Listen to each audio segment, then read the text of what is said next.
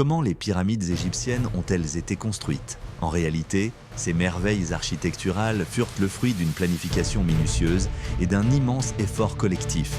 Leurs bâtisseurs étaient l'un des milliers de travailleurs, pas des esclaves comme le mythe le suggère. Ces hommes et femmes, souvent des agriculteurs travaillant pendant la saison des crues du Nil, recevaient une juste rémunération et des rations alimentaires. Des ingénieurs et architectes qualifiés dirigèrent le projet. Ils utilisaient des outils simples mais ingénieux comme le niveau à eau pour s'assurer de la précision des constructions. Les blocs de pierre, certains pesant plusieurs tonnes, étaient extraits des carrières voisines. Ils étaient transportés sur des rondins ou des traîneaux en bois, souvent tirés par des équipes de travailleurs. La construction elle-même se déroulait en plusieurs étapes. D'abord, un vaste plan était dressé, délimitant l'emplacement de la pyramide. Ensuite, les fondations étaient creusées de manière à garantir la stabilité de l'édifice.